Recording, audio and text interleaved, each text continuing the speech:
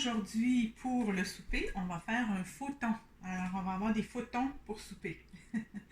Le faux thon, parce qu'il ressemble vraiment à la consistance à du thon, vous allez voir en dernier, est à base d'amandes et de graines de tournesol. Les amandes ont déjà été trempées pendant plus de 12 heures. Et puis, on rajoute ici certains ingrédients que je vais vous montrer au fur et à mesure qu'on fait la recette.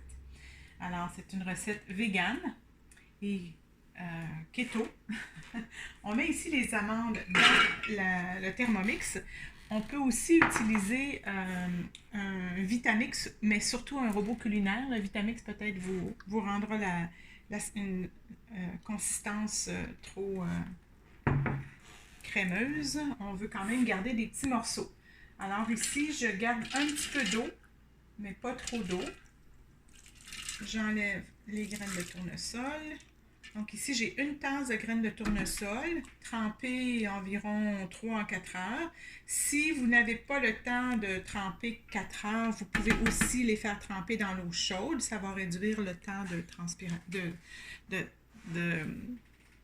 C'est ça, le temps de trempage. Ça ne va pas transpirer, ça va tremper. Alors ici, on va mettre tout de suite les ingrédients qu'on veut, les assaisonnements. Donc on a une gousse d'ail. Je vais juste la couper un petit peu ici pour qu'elle soit bien partagée dans le Thermomix. Et on met des algues.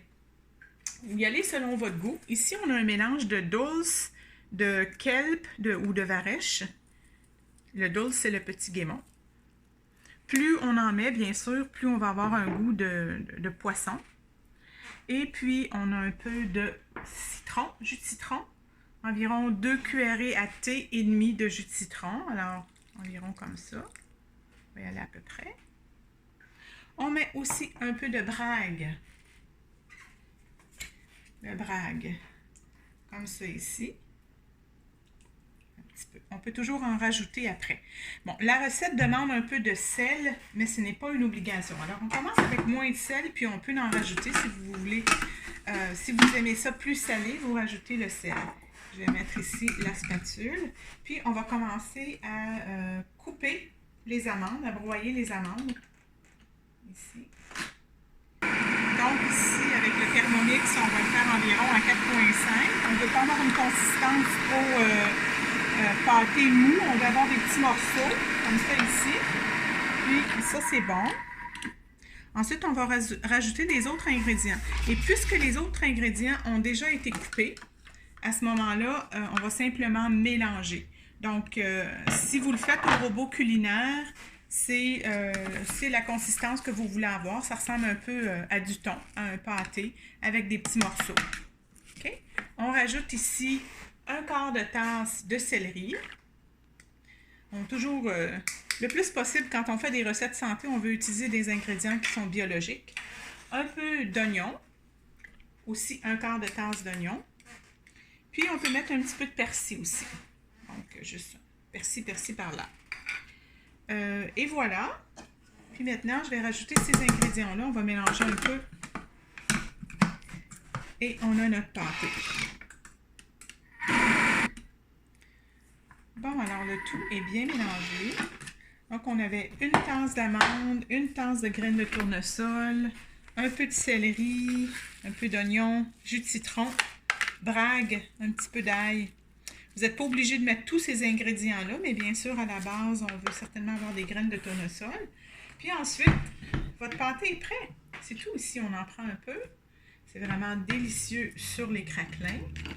Alors, on met un peu de pâté sur le craquelin comme ça ici. Puis, idéalement, on va rajouter un petit peu de germination qui sont ici. Comme ça ici. Ça ici, on a un mélange de pousses, de luzerne, de trèfle, de radis, de toutes sortes de bonnes petites graines. Et on met ça comme ça. Alors là, ici, on a vraiment un repas complet avec tous les nutriments. Puis on a fait ça en quelques minutes. Alors, je vous donne les ingrédients à la base de la recette. Miam, c'est vraiment délicieux. C'est très goûteux. En même temps, c'est léger, mais c'est très satisfaisant. Donc, ce pâté-là peut se conserver plusieurs jours dans le réfrigérateur. Et si vous voulez faire autre chose avec le pâté, à ce moment-là, vous pouvez toujours rajouter des graines de lin moulu et on les met dans le déshydrateur, puis on fait des craquelins. Ça fait des craquelins absolument délicieux avec ça. Il n'y a jamais de perte dans l'alimentation vivante. Alors, bon appétit!